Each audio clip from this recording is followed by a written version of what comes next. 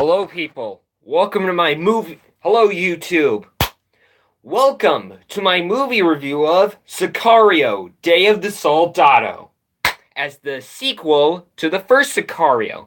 So, the first Sicario was directed by Denis Villeneuve, and it had Emily Blunt. But this time, Denis Villeneuve is gone. There's a new director, but I don't know who his name is. And Emily Blunt's not there. If the first Sicario is good, I would give it an A plus. But the second one, it's a story about these drug cartels trying to you want it to be like they're forced to be smugglers, and that's what I believe. And they were trying to take all the they were trying to like take all the Mexican people down for smuggling drugs, and it stars Josh Brolin, the one who played Thanos in Cable, Benedict Del Toro, who played DJ. Benedict Del Toro, who was played by DJ from Star Wars Episode 8: The Last Jedi, as you see the poster, and it has the girl from Transformers: The Last Night. Yeah, that teenage girl, the one that's like Isabel, and I gotta tell you, it's unbelievably intense. It's so intense, like awesome action. Like the action is so amazing, and a lot of people had like best performance of acting. It's like very well shot in Mexico. I think it was like Texas they were filmed in. I think it was like filmed in Texas, but it was very well shot of cinematography, and and everyone had their best performance. And Josh Brolin had his best one. Benedict Del Toro, and the guy who did like best directing, and the action was like so intense, like it was like all blood, like bleh! Like I was like, whoa, dude. Like it's like very like I'm gonna tell you which ones that are tense. John Wick, 2014. Logan, The Wolverine. If you don't know which Logan, Sunset Post, the one that has sunset, that one. Uh,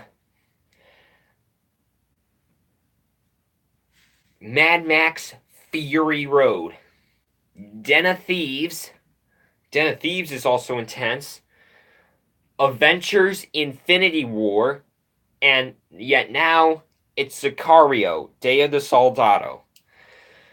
And I gotta say, this is one of my best intense action movies since like Bourne franchise, like the Bourne films. But usually not every Bourne film's intense. This one had a scene that was so intense, like the SWAT car crashing into a lot of cars, like the Jason Bourne poster. Like this one's like not super intense. The 2012's Avengers, I believe it was tense. I haven't watched in a while. Ready Player One is not intense. Logan is. Wonder Woman is not. But I gotta tell you, this is like one of the amazing intense, like it's very well shot. There's no visual effects. It's like cool sound editing. Like it's the sound like could be edited. So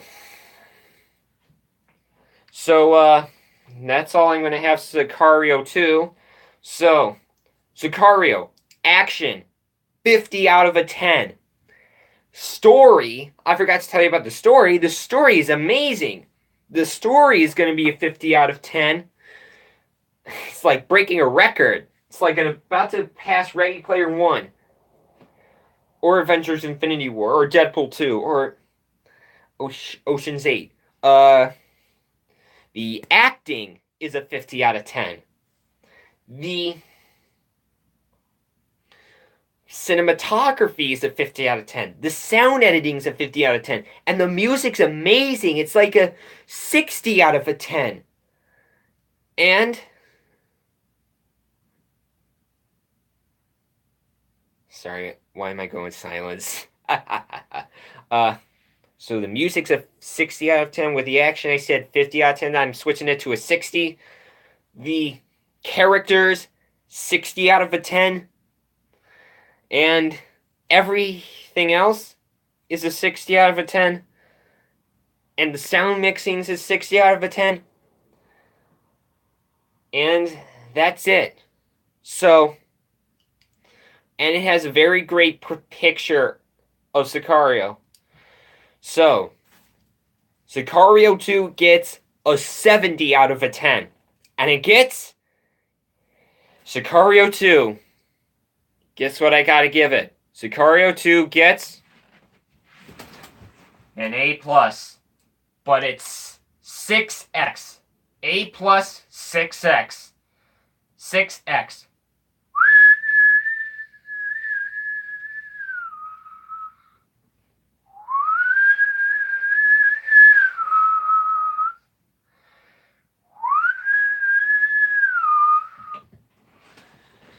Oh my god, I'm like, this is one of my favorite films. Like, yet now I gave so much A pluses a lot. Like, I got it, Den of Thieves. Den of Thieves. 1517 of Paris. Black Panther. Annihilation. Tomb Raider. Pacific Rim Uprising. Ready Player One. Avengers Infinity War. Deadpool 2. Uncle Drew. And yet now, Sicario. Alright, that is all I have. So the upcoming films I'm going to be seeing this month will be The First Purge, Ant-Man and the Wasp, Skyscraper, Equalizer 2, and Mission Impossible Fallout.